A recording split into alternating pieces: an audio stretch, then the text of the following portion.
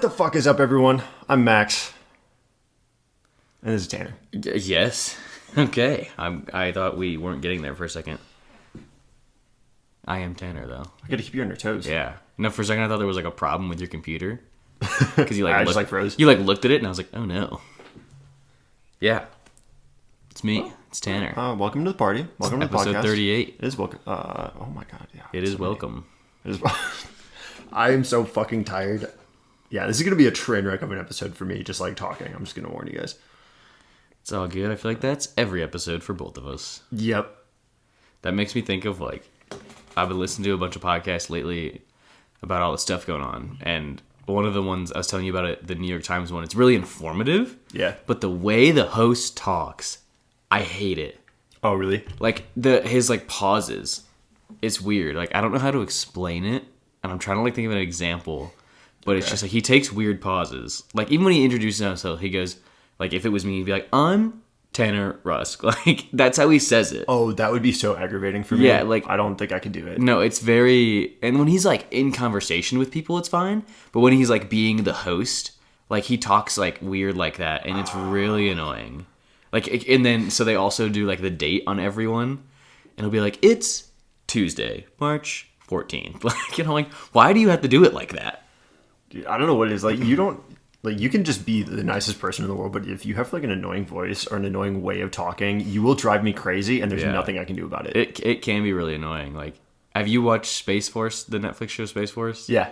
You know, like, the main scientist guy. Yeah. The way he talks is really annoying, how it's, like, there's a pause between every word. Yep. Yeah, that's really annoying to me. And he's got, like, a soothing voice, but there's just, like, I don't know, like, the slowness of his sentences. It's like... Yeah. Can you get to the fucking point? You're talking about John Malkovich, right? Like the older guy? Yeah. Yeah, okay. I assume so.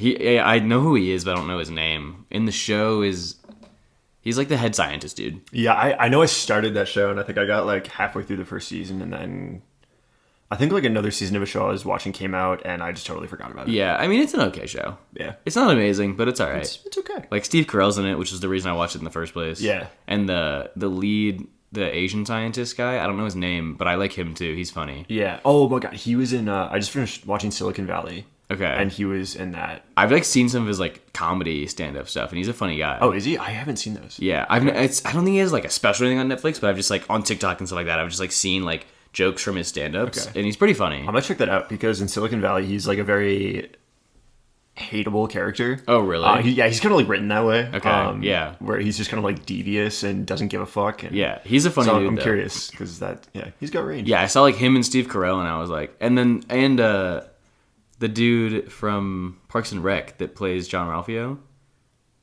Oh, shit, I forgot that. And then he's in it too, yeah. I saw those guys, and I was like, right. I like all those dudes. So I was like, I'm gonna watch it. Anyways, though, so what are you drinking? Because we should probably get into this a little bit. Have we? Yeah, I've had a Godfather on this before. I'm drinking a Godfather. I think you have. Yeah. I think so. Yeah. Yeah. Jack and Disaronno. Yeah. So good. Yeah. Strong though. Yeah. I guess I can't like tilt it that far, but I have an ice ball in there, and it just makes an ice ball and a red Solo cup. I feel like they cancel each other out, and it's just like a normal drink. It's just a normal drink. It's like classy and trashy, and they like meet in the middle. Yeah. But cheers. I have myself some wine. A Cab Sauv. Oh, fancy. Very. Bottom cheers. Is that from that vineyard that you get all your wine from? Louis Martini. Okay. It is. I'm not actually a member of the wine club anymore. I was wondering about that. It's like, I realized... Well, I stopped because, like... So then it was 4 times a year, and the minimum, like, payment, like, the minimum order you had to make, like, it was a number. It wasn't, like, a number of bottles. It was a price. Yeah. And it was a pretty high price, but usually, like, when I would order it, like, you'd get something, someone else would get something, and then, like, one of our buddies' girlfriends would get something. But I remember there was one time when you didn't want anything, and our buddy had moved away, so I couldn't get him anything either. And I was like, I'm not trying to front like $300 for wine. And at the time, I had like 5 bottles sitting in my wine fridge anyways. I still have like 2. And I was like, I just canceled it. I'll probably rejoin. Maybe not that one, maybe a different one, or maybe that one. Like, they do have good wine. But like, I might just try out some other ones, like, just for fun. Yeah, you might as well. Yeah, because... if you're gonna get nice wine, it's not that bad, and if you can like get people to go in on it, but yeah, it was. But if you don't need it, it was a lot, and if you didn't need it, like If it's incidental, it's great. Yeah. But if you're going out of your way to like, oh fuck, I have to buy X bottles of wine. That was the big one. Was like I didn't need it because I wasn't drinking it as fast as I was getting it. Yeah. Like because I was usually getting a couple bottles for myself, like plus the other ones whenever I would get it. So yeah, I had like a fully stocked wine fridge already. Yeah. I was like, I don't need any more. Like so yeah. But yeah. Anyways. Yeah, we can back to the episode. Yeah. So as always, it could be short. It is a shorter script, but we've said that before. Doesn't really mean anything. We need to get stickers, man. I have no fucking clue how long this is going to be. We do. That'd be an awesome sticker. 1-page script. Yeah. 1 hour episode. Yeah. I don't know. I don't know how it works. It just does. So do you want to introduce the topic real quick, and then we'll kind of like do that little like side thing we talked about? Yeah, I think that can be all right. So, ladies and gentlemen, we are talking about Operation Paperclip. Yes, we are.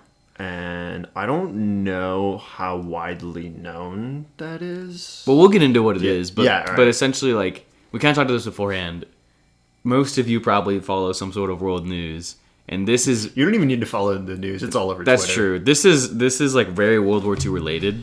Yes, and we're currently kind of sort of staring down the barrel of like World War III almost. Yeah. So we felt like maybe we should like slightly address what's going on, not like super in depth, but just like. We actually decided to do this before Russia invaded Ukraine. Yes. So, like, it weirdly kind of is, like, ties in a way, but, like, that wasn't really the plan. No. But, yeah, so that whole situation is going on, and it's fucking shitty.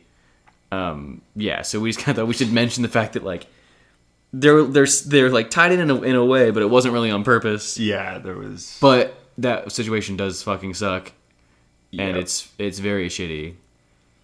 And on the off chance anyone from Ukraine listens to our podcast, which would shock me, because I think we've checked, and I don't think anybody from the Ukraine does. I don't think Ukraine. Like we have some random countries, yeah, but I don't think Ukraine. But in the off chance anyone does, we hope you're doing okay, because it's not great. But a lot of people are getting out, which is good. Yeah, like a lot of they're bordering, mostly Poland is being real helpful with that. Yeah. So yeah, go Poland. Just felt like we should throw that out there. Yeah, go Poland. I saw a meme the other day that was like Poland seeing like Russia invading on one side and Germany like bolstering their military on the other side and like getting scared, like getting flashbacks to World War II. Nervous Polish when noises. Their country just became a fucking battle zone. I will say there have been like some top tier memes that have come out of this. The memes out of this are absurd. I go back and forth because like obviously this is like one of the most catastrophic like foreign world events in a long time. Yeah, and at the same time, like, our generation is just so fucking exhausted from, like, honestly just living through the past couple of years where there's not really a filter, and it's also, like, distant enough where it's... And before that even... It doesn't even feel palpable, and people are just making fun of it. First off, memes are how our generation copes.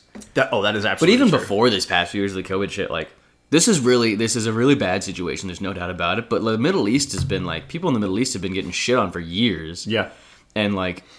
Low key, the media doesn't really cover it the same. No, like, let's be straight up. I also think a lot of the... So first of all, the mainstream media, like, moved on.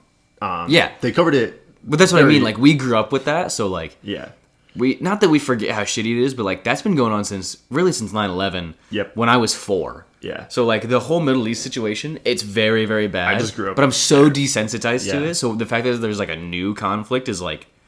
I think it feels worse, but it's not worse. I think there's also something to be said for the fact that Ukraine is more developed than a lot of the Middle East, and there's a lot more information coming out that's more readily accessible for our generation. Like, definitely. Like I said, you don't even need to be following like world news outlets. You'll just see shit pop up on your timeline that like really highlights some of the dramatic events. Yeah, no, not like in the way we're talking about it, but I did see this thing. It was essentially like I think it was Trevor Noah, basically showed like a compilation of how a lot of the European news outlets have been covering this. Okay. And a lot of them are saying some shit that's just like straight up, essentially it's just racist. They're like, this isn't Africa, this isn't the Middle East, like this is Europe. Like these people, you would never expect these people to have to deal with something like this. And people were like, what do you mean? Like, so it's fine if non-white people have this happen to them, it's okay. But when it's like white people, it becomes a problem. The United States was in Afghanistan for close to 20 years. Forever, dude. Like, yeah. But that's like, it's over there. It's fine. So what he said was like pretty funny. I'm not going to say it because he's, black and I'm not. So I'm not going to say it. But he had some funny stuff, like, and it was very kind of like, damn, that's really true. Like I hadn't seen any of those clips because at least none of the ones I saw, and I'm sure there are ones, but like they weren't American ones. Like they were like outlets from, like not England. Well, I think some of them were from England, but Europe in general, and like they were the ones saying it, and I was like, that's awfully, I don't know, targeted, I guess. Like, what do you mean by that? Yeah.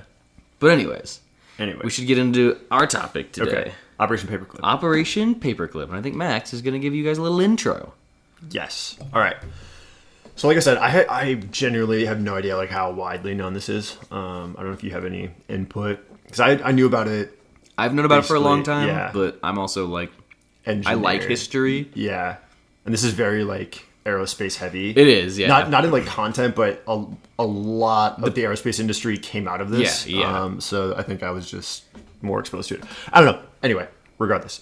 So Operation Paperclip was a secret United States intelligence program in the 1940s. Well, it began in the 1940s and actually went on for a long time, in which more than 1,600 German scientists, engineers, and technicians were relocated from Nazi Germany to the United States immediately after World War II.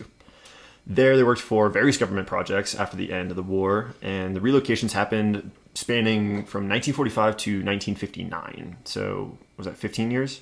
Mm-hmm. I don't know when the dates are. Yeah, so it went on for quite a while, especially for like covert government operations like that.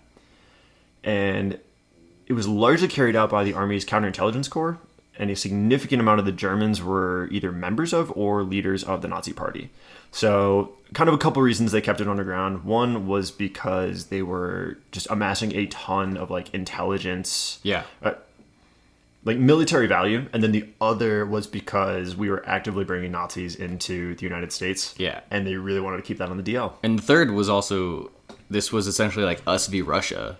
Yeah. So like we also didn't really want them to know, like, they knew that we were doing it because they were doing it. Yeah. But we didn't want them to know like the extent that we were doing it. Yeah. Yeah, so combination of national security and public interest. Yeah, public like opinion. Yeah. Because it would look, and did eventually look, kind of bad, but it looked better because of what they accomplished. Yeah. So the main purpose of the operation was finding a military advantage over the Soviet Union. And the U.S. realized that, low-key, a lot of German scientists were smart as fuck, and the U.S. wanted to relocate a lot of that brainpower to the U.S. in order to beat the USSR. Because, kind of like Tanner mentioned, they were doing the same thing. Mm-hmm. And while this was going on, the Soviets were conducting a pretty much identical operation in which they had more than 2,200 German scientists relocated. But they were the dumber ones. We got the first round draft picks. More than 6,000 people, including family members, were relocated to the Soviet Union in just one night on October 22nd in 1946. How the fuck does that even happen? I have no idea. Soviet logistics, man. And apparently they fell with the Soviet Union too. Yeah, well. And in February 1945, a group of over 2,000 intelligence operatives, American intelligence operatives, called T-Force was organized to compile a list of German targets. And over 5,000 Germans were examined with a priority on synthetic rubber and oil catalysts, advances in armored equipment, weapons like the V-2 rocket, for example, there's a huge one, aircraft, and other advanced tech for the time. In April, 2 months later, a subdivision was set up to exploit German targets and interrogate them. It just said exploit German targets, so I have no idea what that means. I gotta believe it wasn't nice. It's kidnap. Yeah. And a detention center was actually set up in Bavaria to accommodate incoming recruits, is how it was phrased. I mean, are we gonna protect Nazis right now? Like, I don't want to say all of them because I think I mentioned this somewhere else. It's hard to say how many of them had a choice. Yeah. Because there was a very big thing in Nazi Germany. It was like when the Nazis came up and you had, say, a PhD in rocket propulsion, you didn't get a choice. Like, you had to do it. Yeah. But a lot of them also did, like, willingly participate and were, like you were saying, like, leaders of the Nazi party. Yeah. So I don't have a lot of sympathy for them. Yeah, I'll kind of go into, like, some of those bad examples later on, but I will bring up, like, a lot of the scientists were very, like, just objective people, and... I mean, that's, like they're scientists. Like, most scientists are. Yeah, and so when they were relocated to the U.S., a a lot of them went willingly, like, and a lot of them actually were actively against the Nazi Party. Yeah, they said that. They said that. Do we know? That's a good point. I probably would have said the same thing if we had just lost a war. Yeah, a lot of them were like happy to come over though, but they're maybe an asterisk next to that one. I mean, I'm not saying they're all like that, because of course there's some of them that were just doing their work, probably didn't really like what was going on, but like if you question the Nazi Party in Nazi Germany, you get killed. Straight to Gulag. Yeah, straight to jail. So a detention center was set up in Bavaria to accommodate incoming recruits, and they first started going there in July of 1945. So this was right after the end of the war in Europe, like month and a half after. Yeah, right there. And in September of 1946, so a year and a couple months later, President Truman officially approved Operation Paperclip and expanded it to include 1,000 German scientists under, quote, temporary limited military custody. Okay. Interesting. So they were kind of way of saying it, I guess. Yeah, it was phrased like very deliberately. Right. So they kind of started right after the war, moving them to this detention facility. I don't actually know anything about it. Yeah. The article was very vague. I tried looking it up, and there wasn't a lot. Yeah. But then everything was just kind of under the table until President Truman officially approved it, and then the floodgates opened. Right. Okay, so that's a brief intro. Yeah, later on in World War II, it's kind of like a little bit of backtrack here. Germany had like a very big logistical disadvantage after failing to take over Soviet Russia with what they called Operation Barbarossa, which was just Germany's code name for the invasion of the Soviet Union. So you get for trying to invade Russia in the winter. The story, the joke is always never try to invade the Soviet Union in the fucking middle of the winter. It was a horrible idea. Yep. Hitler was pretty off of his rocker towards the end of the war. So that's like a lot of it's chalked up to him just making bad decisions. So yeah, they failed essentially to take the Soviet Union pretty badly. Like it wasn't even close. Yeah. And when they failed, they severely depleted their own resources, Germany did, and left them extremely unprepared to defend against the Soviets counterattacking essentially, which they did almost immediately. They were like, "You just lost, and now we're pissed." Like, have you seen that video? I think it was like originally a Vine maybe or a YouTube video of like two brothers playing ping pong, and one of them like throws the ball really hard at the other, and then he stands up and he's like way taller, and he no, I don't think so. All right, no. And basically he like starts running at him like, "I'm gonna beat your fucking ass." No, that's never mind. All right, carry on. Okay. Anyways, so yeah, immediately Soviets went on like a counterattack offensive. So around the beginning of 1943, the German government started to recall from like combat and service a lot of their scientists, engineers, and technicians. So up to this point, they obviously were doing research, but they hadn't put an insane amount of emphasis on it. Like they had, I was reading about, I didn't include it in the actual like in my script, but I was reading about it, and they had like scientists and engineers working like kitchen duty and stuff like that. Like anyone, like basically just to help anything to help the war effort essentially. Oh, I see. Okay. But when this started happening, they just basically recalled everyone that could be like of use to them, essentially. And they did it to beef up their research and development effort, to try to gain like a technological advancement over the Soviets, so that even though their military resources were depleted, they might still be able to win with some like clever tech, essentially. Yeah. Which is, I mean, it's not wrong. You could. No. Like when they had the fucking first jet aircraft, that thing. Oh yeah. That thing could blow up like 50 other planes out of the water in like an hour. Like it was insane. Fast as fuck, boy. Yeah. So this recall included around 4,000 Rocketeers, which they sent to a place called Peenemünde, which is just a coastal region in northeast Germany. Okay. So essentially overnight, everyone with like a high education in the STEM field was like recalled to start developing new shit. Like it happened fast. Okay. Yeah. So the Nazis' recall of other, smart people first required identifying the people, right? Like, you can't just be like, you have a degree? Like, come on. Like, they just say, like, there's still some idiots with degrees out there. We know some. Yeah. And then also figuring out, I think this was a bigger one, their political and ideological reliability. So probably how, like, averse to the Nazis they were. Yeah. Or maybe not how averse, but how much how they... cooperative would like, they be? A lot of them probably didn't agree, but, like, went along anyways. Yeah. Like, basically they were seeing, like, will they do this without causing a fuss? A man named Werner Ossenberg who was the head of the German Defense Research Branch, recorded the names of the people who were considered politically cleared onto something called the Ausenberg List, which reinstated them to scientific work from whatever else they were doing. Like I said, they were all doing stuff to help the war effort. Yeah. But a lot of them weren't doing scientific things, even though they had, like, high degrees in Makes them. sense. Yeah. So in March 1945, at Bonn University, a Polish lab tech found pieces of this list, of the Ausenberg list, stuffed into a toilet, essentially, to try to hide it, basically. Like, probably destroying documents as things were getting taken. Yeah. The list was distributed to MI6, who then shared it with U.S. intelligence, and U.S. Army Major Robert Staver, who was the chief of the Jet Propulsion Section of the Research and Intelligence Branch of the U.S. Army. I have some titles like that, too. Got They're this just list. so long. Yeah, so he got this list eventually, right?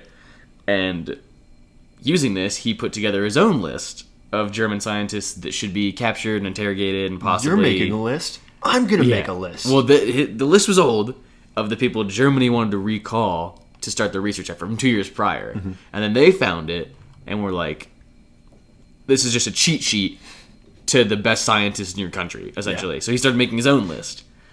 And so, unsurprisingly, at the top of Staver's list was Werner von Braun, who people might have actually heard of. I think a lot of these names people won't have heard of. Yeah. This is a big one. He, I think, is the most recognizable name that came out of it. Yeah. Just first at least has to be. At a glance through that list. Yeah. And I'm sure we'll get into what he did later.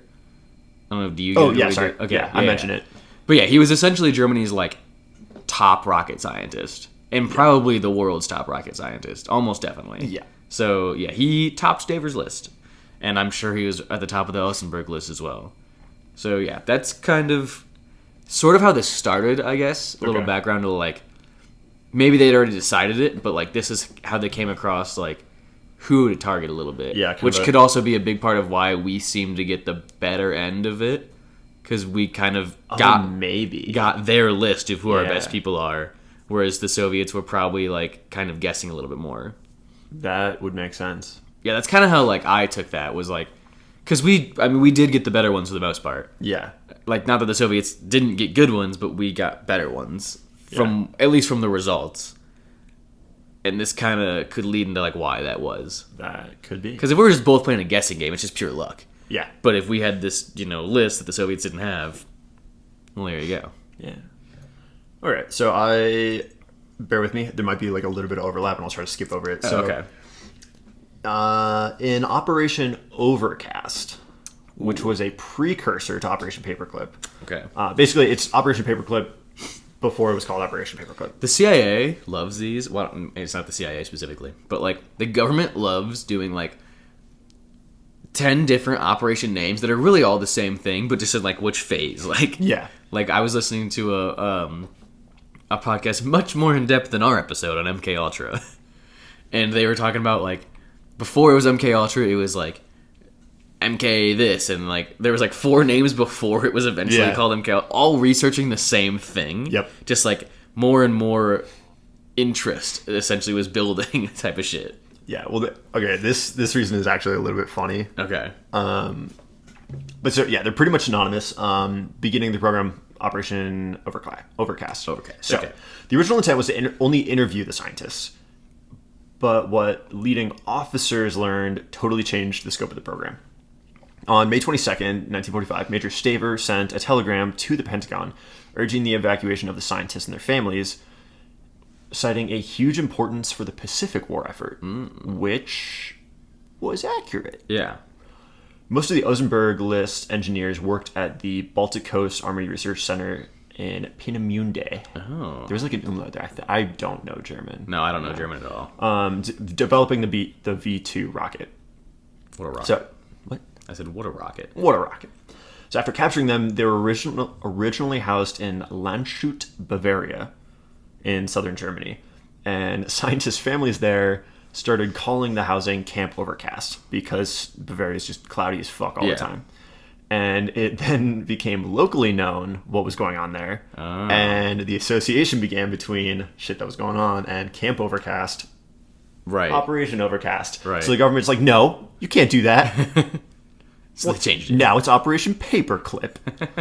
And apparently that name was derived from, so they knew they needed to change the name, and they got Paperclip from a way that they kept tabs on certain, on like files. Yeah. So basically scientists they wanted to keep, they had a file on them, and they'd like put a paperclip in a certain position. To keep them or something like that, yeah. So I don't know why that's what they decided on, but yeah, so people That's found funny, out, yeah. they're like, People figured it out. No. Operation Paperclip. They're like, that doesn't make any sense. You idiots. As they have like some of the smartest people in the world. Like, you guys are dumb. Yeah, if we haven't mentioned it, I don't know how much you get into it, but the whole V2 rocket that we brought up a couple times, how it was like an amazing fucking rocket, that was von Braun that basically designed that whole thing. Yep. Yeah. Like I said, I didn't know how much you were getting into all that. I thought you were going to get more into what he did here. Oh, no, I get more into it the next section. Okay, well, hopefully that didn't spoil it. No. Okay, so this is a bit of a long section, but basically I'm just going to talk about how they captured him and what they did with him and all that shit. So early on, the U.S. created the Combined Intelligence Objectives Subcommittee, or the CIOS. Yeah, okay. Any fucking better names, oh my god. The CIOS gave info on targets for something called the T-Forces, which you explained, which is good, because I didn't actually know what that was either. Yep. But what I read was actually that it was a combined U.S.-British Army mission. So it wasn't just the U.S. I did not know that. Yeah, so it was combined U.S. Army, British Army, like, together, apparently. Is that why they call it T-Force? Like, is it an Earl Grey tea? I don't fucking know. Okay. It's just called T-Force. I never found a reason as to why it's called T-Force. No, I think it was just like a random army designation. Yeah, because it probably. was introduced as T-Force. It wasn't like Thunder Force. It's not like an something. acronym or a fucking whatever that's called, abbreviation. But anyways, so their mission was to secure German scientific and industrial technology before they were destroyed. So they were really trying to get the tech, the hardware, and then they were like, and then also get the employees at the installations. So you're doing all of it. You're kidnapping, you're stealing, like whatever you want to call it. You're looting. That is so many felonies. Yeah. Initially, the priority was advanced tech such as infrared that could be used in the war against Japan, like you were saying. I did not know infrared was developed that early. Well, technically, infrared's always existed. Infrared. God damn it. Yeah, I didn't either, actually. Infrared technology. No, a lot of shit. Umbrella. Well, as we all know, war really accelerates technology. Oh my god, yeah. A lot of shit got developed in World War II. So, a project to halt any research going on was codenamed Project Safe Haven. They wanted to halt any German research still going on. Okay. So, it's called Project Safe Haven. Just like pause, hold that thought. Yeah. I'm gonna put you across the ocean. Yeah. Keep going. Initially, it was targeted at German scientists that might emigrate to other countries like Spain, Argentina, or Egypt, which had all sympathized with the Nazis, and as we all know, a lot of them did go to Argentina.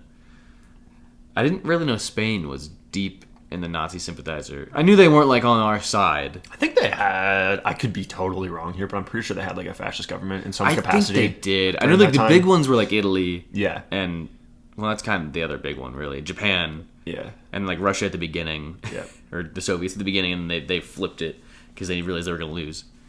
Fuckers. Yeah. But anyways, they wanted to stop them from leaving, essentially. And like kind of developing tech for them.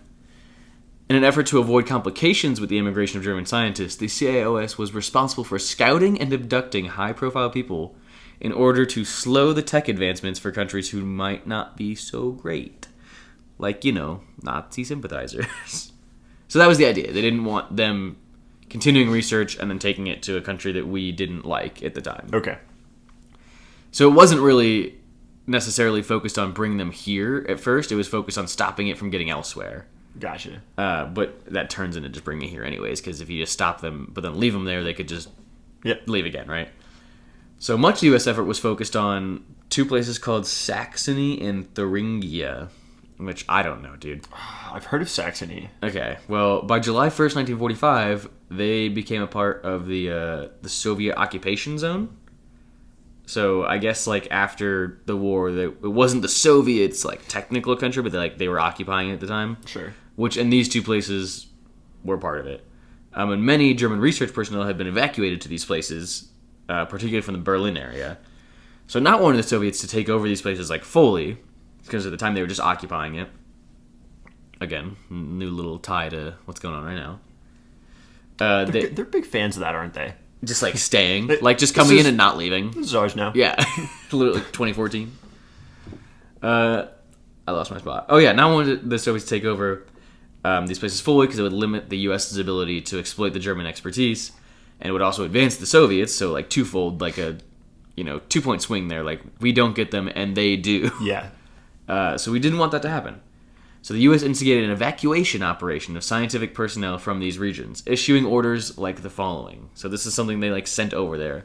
It's a quote. Okay. On orders of military government, you are to report with your family and baggage as much as you can carry tomorrow noon to 1300 hours, Friday, 22nd June 1945, at the town square in Bitterfield. There is no need to bring winter clothing. Easily carried possessions such as family documents, jewelry, and the like should be taken along. You will be transported by motor vehicle to the nearest railway station. From there, you will travel on to the west.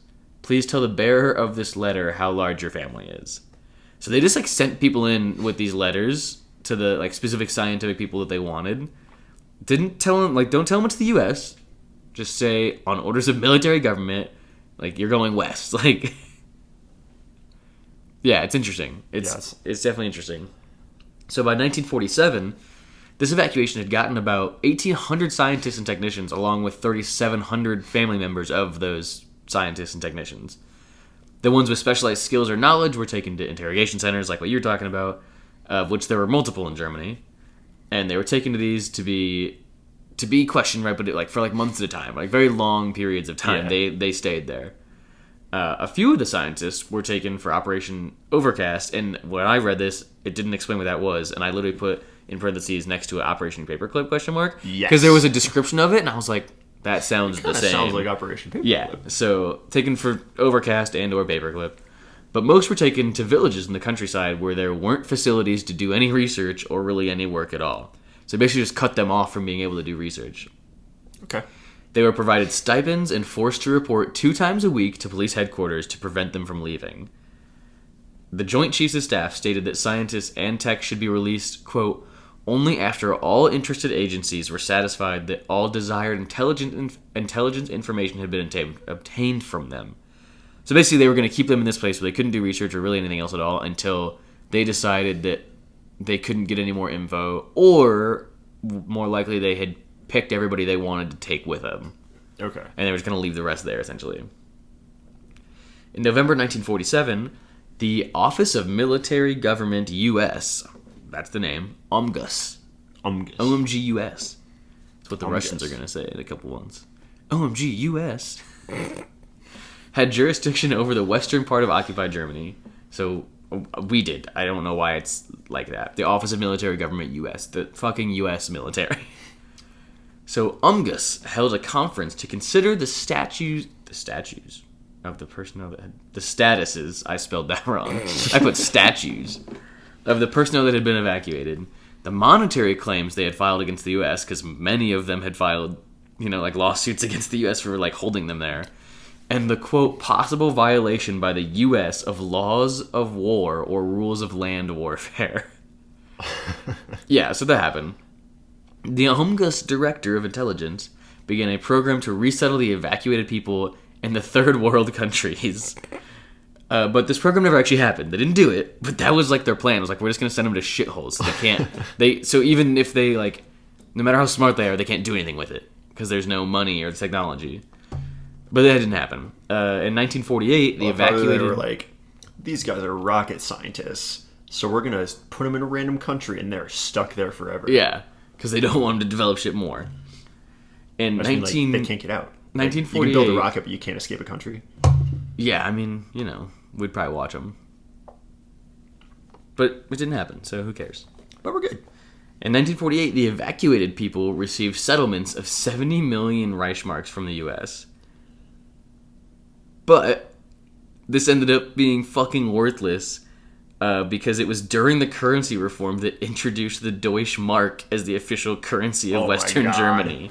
So we settled for 70 million Reichsmarks, which was the currency at the time, and then like very soon after, the official currency changed and that money meant nothing, and we just didn't do anything about it because the lawsuit was settled. That is so on brand. Yeah, I don't know if it was on purpose or not, but like kind of sick if it was. Yeah, like they probably had like insider information of like, because we occupied Western Germany at the time, so we probably knew the currency was going to change. Yeah, we'll settle with you guys.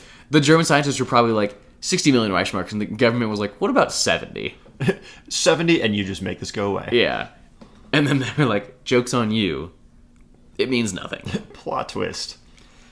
But yeah, so it's concluded that the U.S. restricted some of Germany's best minds for about 3 years from doing nothing, which severely halted the country's recovery for like both technologically and financially, because obviously tech really gets you money. So yeah. Oh my god, yeah. Apparently that, like, I was reading, I didn't write a bunch of it, but it was essentially like the reasoning behind like why holding those people kind of was part of the reason Germany was so fucked after this all ended. Because their smart people weren't involved in helping them, like, reform. So that's that part. That's the capture. Okay, so going from there, that's a nice chronological transition. Oh. After they started arriving in the United States, in May 1945, the U.S. Navy, quote, received in custody Herbert A. Wagner or kidnapped. Wagner. Something like that. Or received from someone else who kidnapped him. I'm just going to point out there's probably a reason that was in quotation marks. There's a reason, like, every single time someone from the U.S. government basically says we're going to kidnap them, they use very choice words. Yeah. It's like that. I know that's not in your regular vocabulary. Like a lawyer told you that this is how to say it without getting arrested. Yep. So they received into custody Herbert A. Wagner, who invented the HS-293 missile. And I had to Google this because I didn't know what it was. Yeah, I didn't know. It's a huge bomb with wings that used a rocket to boost it to altitude. Then its wings would glide to the target via radio control guidance. Which at the time was like, holy fuck. That's actually sick. That's still, like, kind of sick. Like, yeah. It's fucking dope. It's just a plane that's also a bomb. And a rocket. Yeah. It's a rocket plane that's a bomb. Rocket plane bomb. Yeah. That's crazy. Bomb rocket plane. Yeah, so he invented that. So he was sent to the Navy. And kind of like throughout all this, it's kind of funny like how people get sent different places. I imagine it's like a fucking NFL draft. Like they have the list. Right. So like somebody gets put up on a projector and you have like the Secretary of the Air Force and the Navy. Like, no, I want him. No, I want him. Like, you got the last one. What the fuck? You had the last one. It's my turn. Yeah. So anyway, they got. But at the time, NASA was getting first pick. Oh my god, yeah. And so, well, maybe not at the time, I guess, because this was still. When was NASA established? I don't know, but I was more thinking like at the time they're more concerned about Japan right now. Yeah. Well, actually. Yeah, because the war ended August. Right. Okay. Yeah, so probably. Like, they're still more concerned about Japan currently. Yeah. So the NASA didn't have first pick yet. Yeah. All right, so Wagner worked for the Navy for a couple of years after that, after he was brought over. Mm-hmm. And first at the, quote, Special Devices Center in New York. Okay. That's all the description that I gave. Yeah, that's definitely the Manhattan Project. Like, he definitely worked on the nuke, for sure. That would make sense. Because that's where they did all that shit. Not the testing. Was it New York? Yeah, that's why it was called the Manhattan Project. Oh, well, I guess, they did stuff, like, all over the place. They tested way out in the desert, but I think a lot of the, like, design and stuff like that was happening in New York. Also, Iowa State. Maybe I'm wrong. I don't know. But I'm pretty sure that's why it's called the Manhattan Project. That would make sense. Yeah. I might be way off. But obviously they didn't test it in New York. But I think a lot of stuff happened like underground in New York, essentially. Okay. Yeah. Also, shout out our school, man. They built one of them? I think so. Or maybe, it was like assembled. I think they assembled one of the nukes at our school. Yeah. There's still, like, a hook that you're not supposed to touch there. Yep. Well, not anymore. I guess they tore that down. Oh, what the fuck? Oh, was that in the nuclear building? Yeah. Oh, yeah. They had to dig, like, 30 feet down past the foundation because the ground was still radioactive. Yeah, and when they took the hook, they had to, like, they couldn't touch it. They had to, like, get it with other machinery and stuff like that. Yeah. Yeah. Kind of cool. Kind of cool. Kind of shitty, but kind of cool. Yeah. Anyway, so he was in New York, and then after that, he went to Naval Air Station Point Mugu in California. Hey, I know where that's at. Yeah. In August of 1945, Colonel Holder Toftoy, head of the Rutger branch of Research and Development of the Army's Ordnance Corps, initially offered a 1-year contract to the scientists brought over. Like most of them. That's funny because like the dude I was talking about earlier was the head of the rocket branch of R&D of like a different Army branch. But like it's basically the same title, and then it's just like a different like branch. Mm-hmm. But it's like not even a branch; it's like a twig. Yeah, there's so many. Sorry, I just took a big drink. Okay, we're good. So Colonel Holder Toftoy, Yeah. Toftoy, offered a 1-year contract to most of the scientists that arrived, and 127 of them accepted contracts with him. Okay. So in September of 45, the first group of 7 engineers arrived in Boston.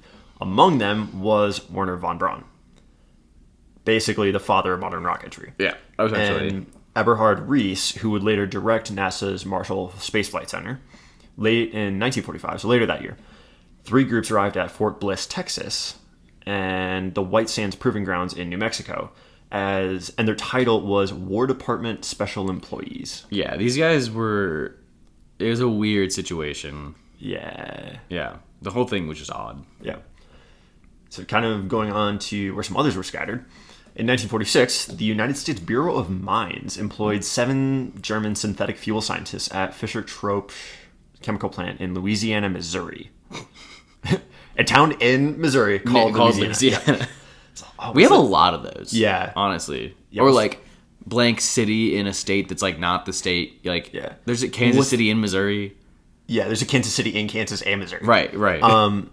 What's that fucking school in Ohio? Isn't it like Oxford University at Miami, Ohio, or some shit like that? Yeah. Like there's also there's a Miami University in Ohio. Yeah. Yeah. There's like an Oxford something there too. Yeah. It's weird, dude. We got a lot of weirdly named shit. Yeah. But yeah, so Louisiana, Missouri. In 1949, the chief of ordnance of the U.S. Army designated the Redstone Arsenal in Huntsville, Alabama, the center of rocket research and development. So Wernher von Braun ended up there, as did his team of 130. So a couple years in, this dude is leading a team of 130 people. Yeah, he was a fucking genius. He was a genius. Yeah. I think we talked about this before. Like, if he was just like brought back to life now, he'd probably still be one of the world's leading rocket scientists. Yeah. Like, he was so fucking smart and like pushed the boundaries with the technology that was available at the time more than anybody thought he could. He'd probably show up now and still be one of the like best rocket engineers in the world. Yeah, he was the father of the Saturn V rocket. Like, he was the chief architect of the Saturn V rocket, which he's the reason we went to the moon. Yeah, he was like the Hail Mary pass that brought us back in the space race. Yeah, if we didn't get him, we would not have gotten to the moon. He was first. Like the Aaron Rodgers of the space race. I don't get that. Okay, I don't watch football. He's famous for like throwing Hail Mary passes, like, and isn't he also famous for never winning anything? Also that, yeah. Von Braun won the moon though, so he's not. Okay, so whatever. He's more like a Tom Brady. Bad reference. If we're doing football, because he was good at his job. Yeah. I'm just taking all this from Twitter, so like I could be wrong. Yeah, yeah. I don't have a comeback. Anyway, so by the way, while all of this was going on, in 1950, a significant portion of these scientists entered the United States through Juarez, Mexico. Okay. Not important, just fun fact. Oh, all right. Yeah. Between 1946 and 1952, 260 German scientists entered the U.S. Through Operation Paperclip. Through various ports, a significant portion was through Juarez. Okay. And 36 of whom returned to Germany, and 1 went back to Argentina. And yes, I said back to Argentina. Hashtag listen to episode 2. I was literally just about to say a little throwback to a little throwback. Our Is Hitler Alive episode. Maybe. Well, probably not anymore, but probably not. He definitely survived. Yeah. I guess did Hitler survive? Is Hitler alive? Yeah. He survived. For sure. Faux show. We proved it in our second episode. Yeah, actually, quantified, undeniable proof. Yeah, the FBI texted me and was like, "How'd you know that?" And I was like, "Don't worry about it." When we were doing research for that episode, I got like a notification on my laptop and it said, "Don't you fucking dare." They knocked on my door. Oh, is that what I heard? My room door. No, I think not I heard that. Not the house door. Like they came into the house, just knocked on my room door. And they were like, "What are you doing? What's the sound? Like, FBI, open up." Is that? Yeah. Like, fucking shit. What? So 86 aerospace engineers went to Wright Field, Ohio, where the U.S. had Luftwaffe aircraft and equipment. If you don't know what the Luftwaffe is, the Nazi Air Force. Yeah. Who, like, low-key had some dope shit. They were very good. Yeah. They, like, right before the end of the war, honestly, I think this came out a little bit too late, but if it had come out earlier, we would have been fucked. I think there's a lot of stuff that happened a little bit too late for them. Yeah. And again, because it put Wernher von Braun on kitchen duty. Like what we were saying, yeah, like if they would have done it from the beginning, but instead they waited until, like, German or Soviets were, like, breathing down their fucking necks. Yeah. Like, they had the first, like, mass-produced jet engine, and I could nerd out about this for hours, but Yeah. like the ME-262 when that came out, oh my god, like those would Like the radio calls from the American pilots the first time they saw that thing. like what They were like, "What the fuck was that?" Yeah. Like something just went past like double the speed. Yeah. Of what they could do, and we had like some. But prior to the jet engine, like really, we had the P-51 was just which super is fast. wicked fast for propeller standards. Yeah, and then all of a sudden they had a jet engine, and, Yep. and it and was we're just, like, well, goddamn it. it's just way faster. Yep. Yeah. Anyway, sorry. Yeah, we like Yeah. aerospace too. Okay, I could nerd out about this for hours. Like the Saturn V too. Like I could do an entire episode on how fucking brilliant that guidance system is. Dude. Because none of it's digital.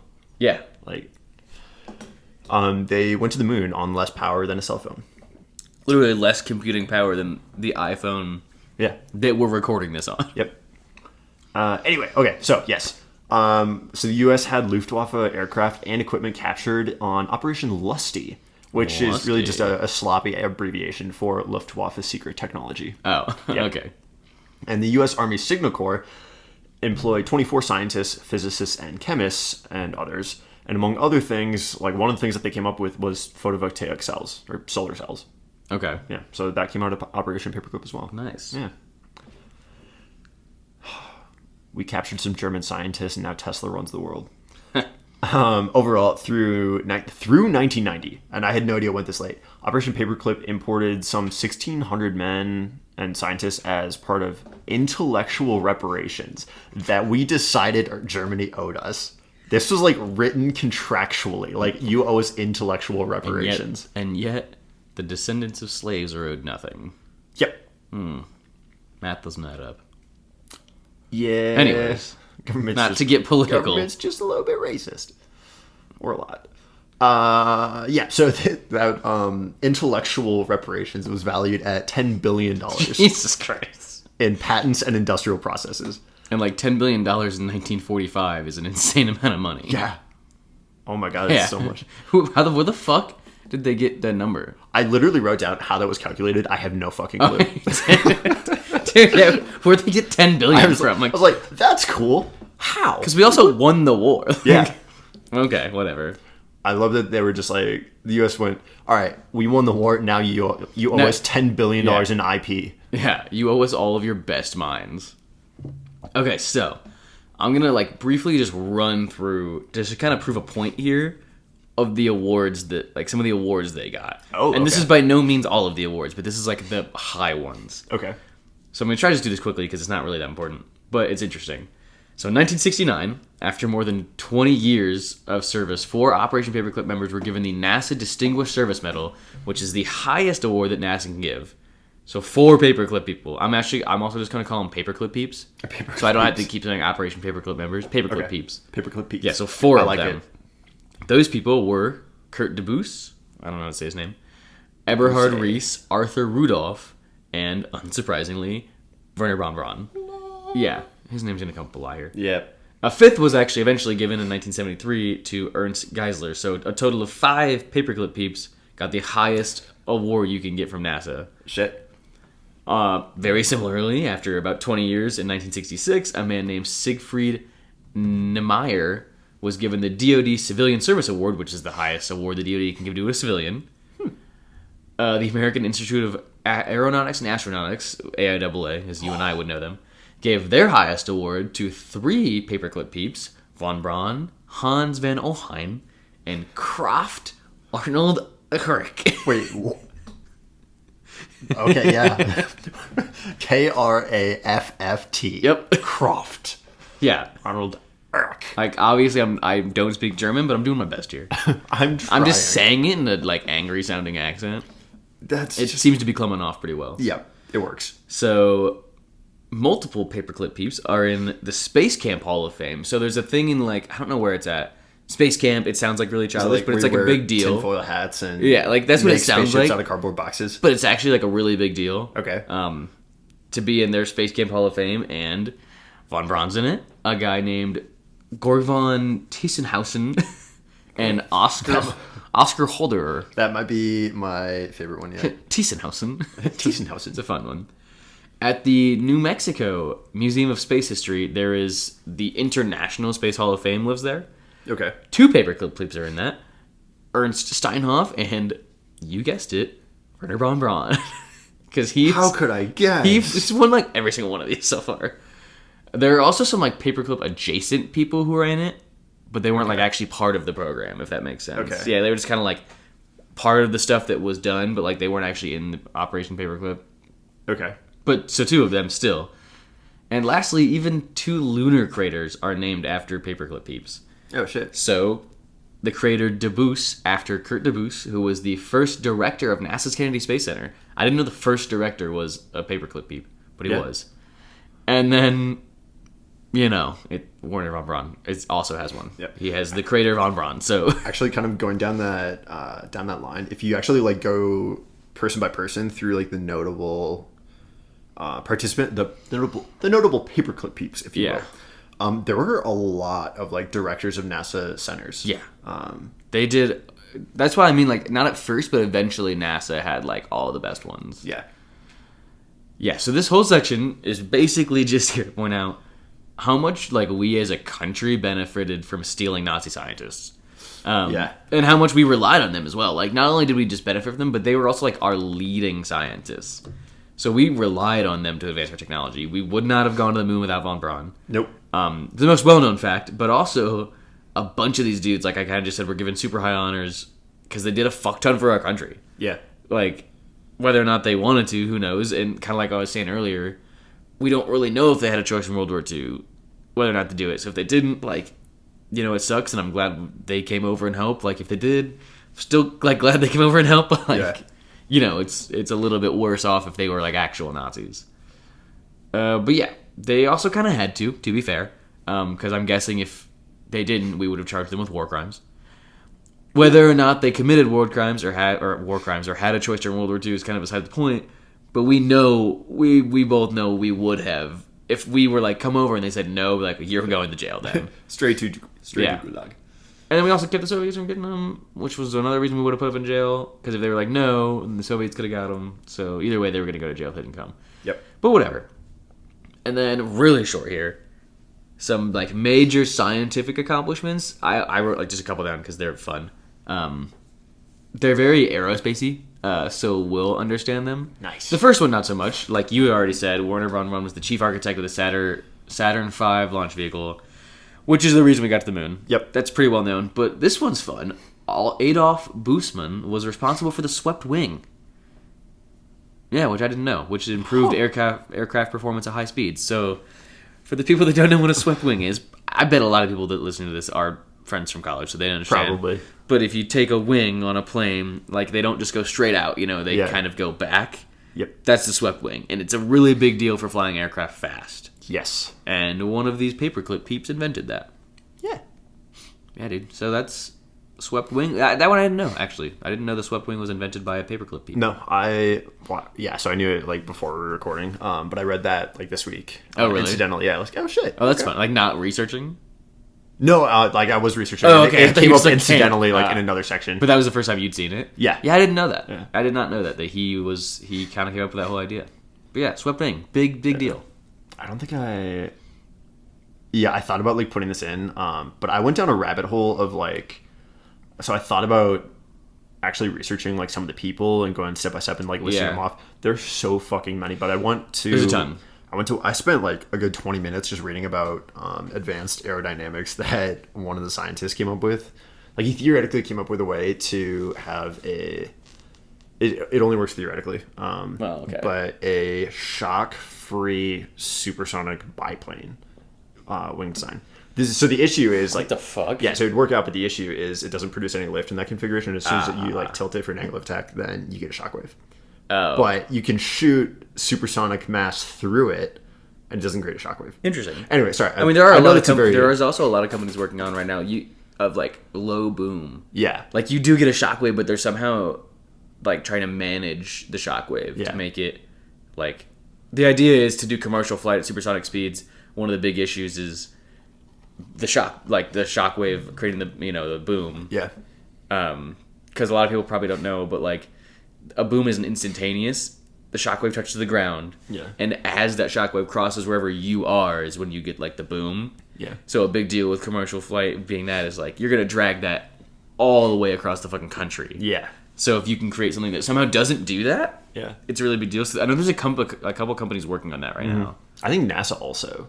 I think NASA is, but I don't think that theirs is for commercial reasoning. Yeah, theirs is just for science. Yeah, but a couple of them are like working on it specifically for like... Yeah. Because we could do commercial flight at supersonic speeds if it wasn't for that, really. Yeah. Well, the Concorde, when it was in service, like they weren't allowed to fly supersonic over land. That's why it was only used for transcontinental. Right, which is why, like, if they can make it so there's not such a big deal, like a big boom, they would be allowed to do it over land. Yeah. And also, if you can somehow reduce the effect of the shockwave, you'd get less drag, so better fuel efficiency. Booyah. Anyways. Sorry, yeah. We would talk about this for hours. Like I said, like I could literally do just like a rabbit hole episode on... Just like, me and you... Literally and figuratively, just about like this shit. Me and you could literally sit down one day, have like just like 5 headers written out of like aerodynamic theories or like things. Yep. And just like talk about them for like an hour and a half. Yeah. But half the people who listen to this would probably... Half people would probably love it, the other half would probably hate it. Yeah, there's no in between. Yeah. Like either you're with us or you're against us at that point. Yeah, either you're like super into it. That would be the last episode they listen to. Yeah. You're either super into it because you're one of the people that went to school with us, or you hate it because you're not a fucking nerd like we are. Yep. Which is, I'm not saying that's a fucking bad thing. No, you probably... Because sometimes I nerd out over like aerodynamics and I'm like, God, I suck. Like, yep. I would have made fun of myself so hard. Yeah. Yep. Okay, go ahead. Yeah. I don't even like have anything to add to that. Like, you're just right. Yeah. Anyway, so as an inherent risk of importing Nazi scientists, there's risks in like Costco-sized bulk. There just may shipping or may container full of fucking Nazis. There may or may not be some controversy that comes along. It's like Israel's worst nightmare.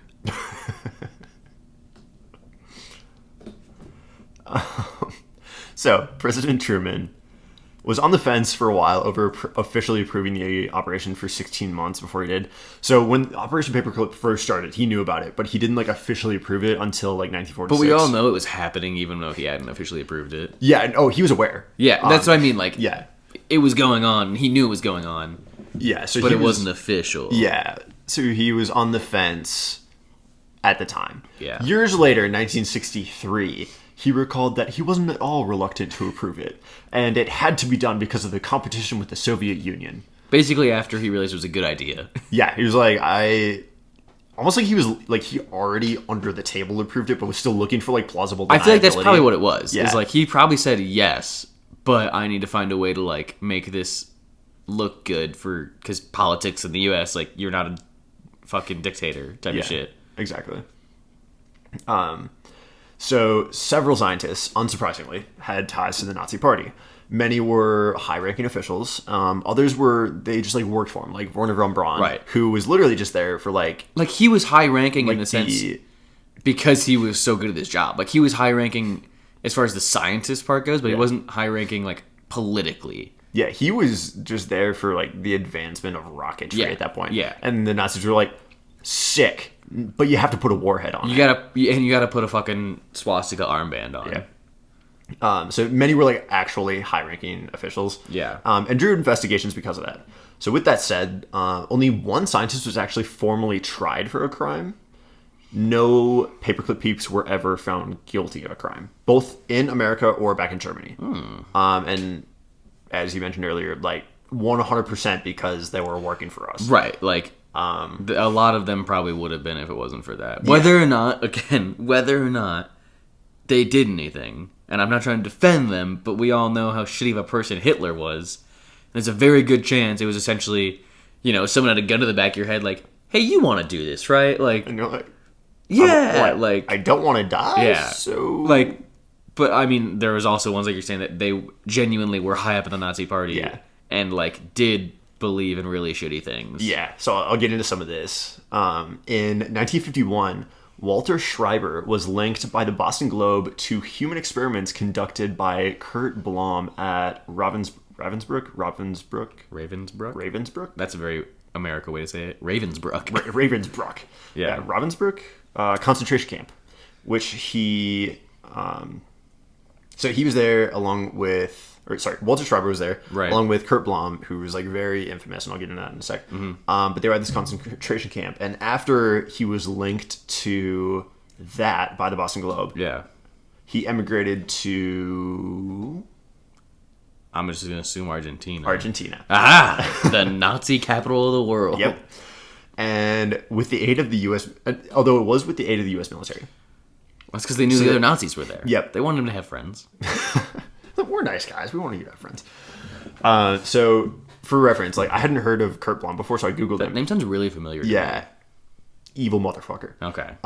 So he was a super high-ranking Nazi officer, like one of the, basically like one of the chief chemist / medical doctors. Okay. That they had in terms, and he was in charge of a lot of chemical and biological warfare R&D. So what that's not good. Yeah, what that included for him was he basically experimented with chemical and biological warfare on prisoners at that concentration camp. And it's a super fucked up dude. And so Schreiber was like, fuck, can't stay here, and left just a few weeks after he arrived because, like, immediately he was linked by the Boston Globe. Yeah. So that's why he left. Yeah. But yeah, so Kurt Blom would just experiment on prisoners with... A lot of that happened in Yeah. concentration camps, to be fair. But, like, Yeah. his was probably worse. No, but he was in charge of... Like, he was the Nazi Party official in charge of that. Right. Like, he sector directed of- yeah. all of the shit that went on like that. Because it Yeah. happened at a lot of concentration camps. Big believers in, like, offensive biological warfare. Yeah, I mean, there's a big thing with Nazi... Like, a lot of the Nazis that come over here. Because we also brought a lot of, like, bio people and chemical people. Yeah. And a lot of them, when they'd come over here and our scientists would ask them, or, like, people would ask them, you know, like, how'd you find all this out? They'd tell them, like, this kind of shit. And they'd be like, oh. Fuck. And they'd be like, yeah, like, you know, whatever it takes to advance science. And they were like, well... What? Does it? So, I mean, but the thing is, like, some of them agreed. Like, some of the American scientists were like, yeah, like, I mean, MK Ultra. For sure, bro. Like, that was kind of part of the MK Ultra thing was, like, some of them did really fucked up shit and were totally fine with it. Yeah. Because in their mind, they're doing the same thing. Like, it's Cold War, you know, it's Cold War against Russia. Like, anything it takes to not lose the war type of shit. Yeah, that's a good point. Like, which was the same, like, way they thought about it, which isn't a good way of thinking about things because that's when you end up fucking doing experiments on humans that are bad and, like, Yeah. dropping acid in someone's coffee that doesn't know. But Dude, that was like one time. that's like one time that you know of. Yeah. Yeah, so anyway, that was...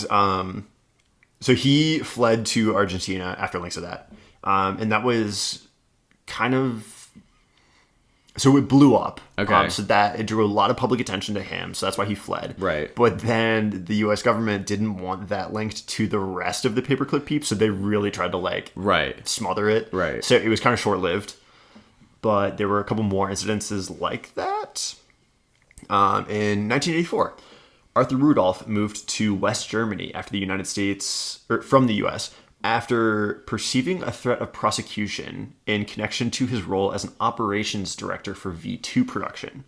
Interesting. Specifically, the use of forced labor to construct those rockets. So when you say forced labor, you mean concentration camp labor? Yeah. Yeah, okay. Yep. Another dude named Hubertus Strughold Interesting. was one of the pioneers behind a ton of space innovation, like specifically with life support. Oh. So he was huge in the development of, like, the Apollo spacesuits and other life support systems that are. I don't know. I kind of assumed they'd been modernized for, like, the ISS, but early space stations. Right. He pioneered a lot of those, Okay. and he actually had a space medicine award named after him. So for 50 years, the Strughold Award was the most prestigious award in that field in space medicine. Until a Wall Street Journal article published an article that... A Wall Street Journal article published an article. Yeah. The Wall Street Journal published an article that linked him to just, like, a couple human experiments back in World War II. And that's when the Space Medicine Association announced they were retiring the award. Yep, sounds about right. Yep. Yeah, I mean, you can't dismiss, you know, the things that they did, to be fair. Like, Oh, absolutely Yeah. atrocious. but, like, they also did a lot for us. So Yeah. it's not that they equal out by any means. Like, I'm not defending Nazis here. But, like, they did a lot of stuff for us. Yeah. So, you know, there's two ways of looking at it. Yeah. Would never defend a Nazi, to be fair. But, like kind of like what I was saying earlier, it's hard to know who was actually a Nazi. Yeah. To like, these people were probably more Nazi than the other people because they did, you know, Well, especially that one guy who was like involved with like the bio-warfare shit. That's fucked up. Yeah. But like out of the, thousands we brought over, there's probably a very good amount of them that like never had any Nazi beliefs. Yeah. But, it happens. You get caught up in a shitty situation. Sucks to be smart, I guess. Yeah. Yeah, so this is where I started going through like key recruits. So I was looking at like Werner von Braun, Adolf Busemann, Ernst Rudolph, George Eckert, which is just a long name, Ansel Franz. Like so many. And like this person did this person did this. And I just kind of like ran out of... Too many. Yeah. Yeah. Yeah, I looked through the list and there's like, it's like 100 some people that are listed as like key recruits. Yep. Just on the Wikipedia pages where we were looking at these key recruits. Yeah. And it's like 100 something people listed.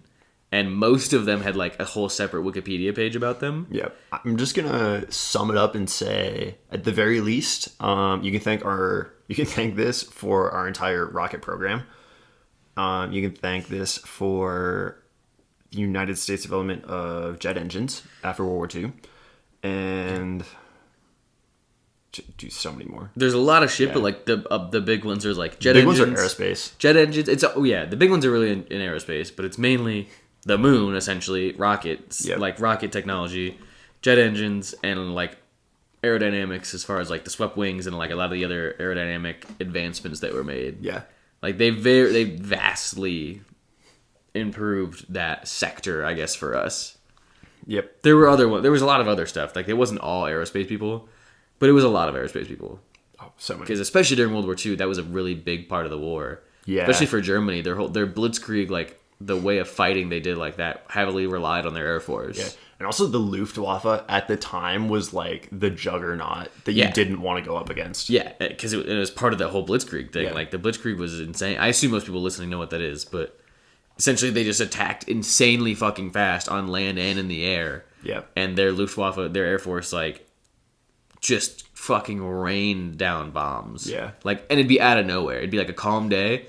All of a sudden, you see 100 tanks and thousands of planes above you dropping bombs, and you're decimated in an hour. Yep. Yeah. So. R.I.P. Belgium. You mean Hitler's left turn lane? Hitler's left turn lane. Yeah. Oh my God. Speaking of the Luftwaffe. All right. That's like all I had. Yeah. So, that's also feel free to all I like had. turn off. I just want to like rant a little bit. Have you heard about the ghost of Kiev in last week? So we brought up the Ukraine shit. Yeah. Holy fuck. Supposedly, this guy, what was he flying? A MiG something? MiG-29 Fulcrum. So supposedly, I don't know if any of this has been confirmed. Yeah, so this is like thoroughly an internet legend.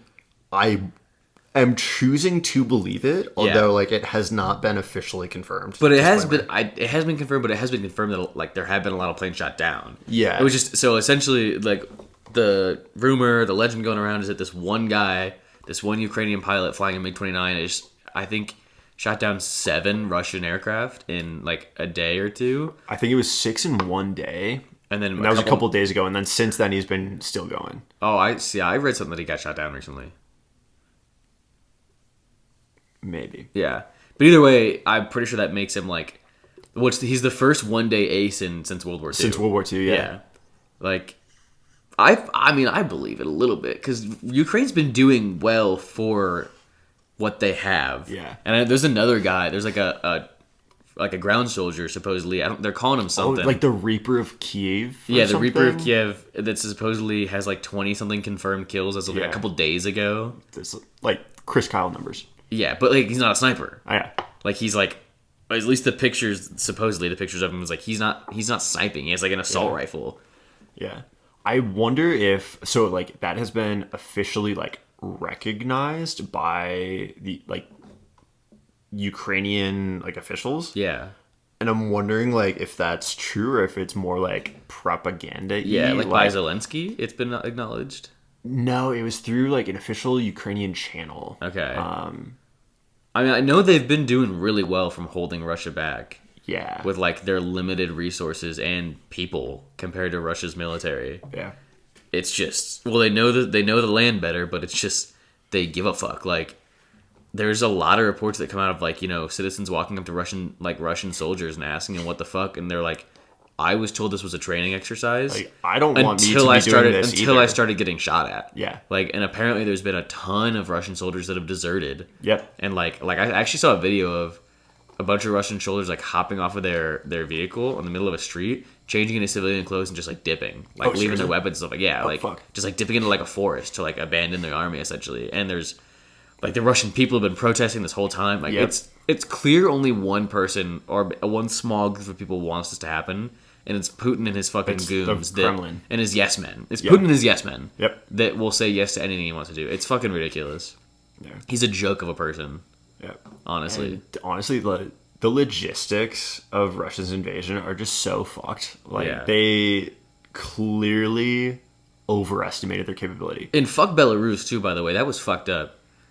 That they let the Russians like go through their border. Oh, I didn't know that. So part of like when Russia invaded, they invaded from like 3 sides, which I shouldn't say no one was expecting. People apparently knew about it, like not that it was going to happen, but that Belarus was on Russia's side.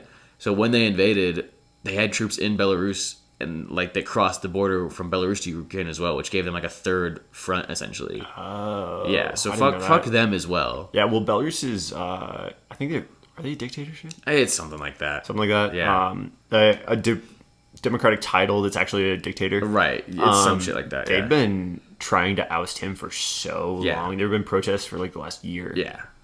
But yeah, it's just fucking stupid. Like Putin thinks his legacy is going to be building back the Russian Empire, but really his legacy is going to be sending Russia into their worst recession they've ever had. And he did it in a week. Oh yeah, and on a war that didn't need to happen. Nope. Because all of his claims are incorrect. Like, his claims are... Well, he was claiming security issues, which Ukraine was never threatening to invade Russia. The amount of people in Ukraine is... Their total population is, like, not that much more than, like, Russia's military population. Yeah. And they weren't trying to invade them whatsoever. And he also keeps making claims of, like, wanting to denazify their government. Zelensky is Jewish. That. Yeah. Like, their president is Jewish. Not that you... I mean... Technically, you could be a Nazi if you're Jewish, but that's not a thing. But like, it seems like a very direct conflict. It's not a thing. Like they've and he claims they've like had a genocide against Russian speakers, which is like confirmed not real. First of all, no. Yeah, it's just fucking ridiculous. He's honestly such a joke. There's some people I've been seeing like basically like theorizing that he's like dying. That like something's wrong with him and he's dying, and like this is his like This is an act of a man who has nothing to lose. This is his fuck it moment. Like, I want to leave my mark on the world. At the very least, he has nothing to lose. Like he could be alive and well. I don't necessarily think he's dying. I think he's just being a fucking idiot and wants to have a legacy in Russia. Well, so the ruble is at its lowest point in history. Yeah. Russian stocks have tanked 98% in UK stock markets in the last week alone. I say that Visa, MasterCard, Apple Pay, and Google Pay have all stopped allowing transactions in Russia. Not only are there diplomatic sanctions on Russia, there are financial sanctions on Russia, private sanctions on Russia. Yeah.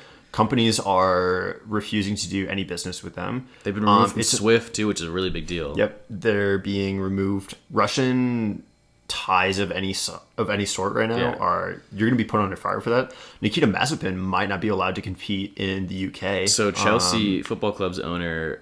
Roman Abramovich is selling the club because he has ties to Putin. Pretty much no plane can leave Russian airspace, at least not into Europe. Mm-hmm. Yeah, and then I know... can't land in the U.S. Yeah, FIFA and UEFA, so the two big soccer governing bodies of the world, have both banned Russian national team and any Russian like teams from competing in their tournaments. Russian oligarchs are having their yachts seized internationally. Yeah, so it's... I know a bunch of airlines are severing their ties with the Russian airlines. So I think Delta just did that. They severed their ties with, what is it, Aeroflot or whatever? Yeah, Aeroflot, which is just a hilarious weird airline name. Yeah, I did not know that was I'm Russian. very curious because they have a lot of flights to LAX. Yeah. And I'm very curious. I just assume that they're gone. They're just done. Yeah. So he's fucking his country over. Yeah. Really bad. And like no one wants this. What I can't get over is like for what you're risking, what do you actually have to gain? He gains nothing. I don't understand it. No, he wants to build back the Soviet Russian Empire. Yeah. But better. But if there's one thing about fucking empires that we've seen, they don't last. The Ottoman Empire is another one. Like, they don't last. And because apparently the fucking president or whatever of one of those countries wants that to happen again too.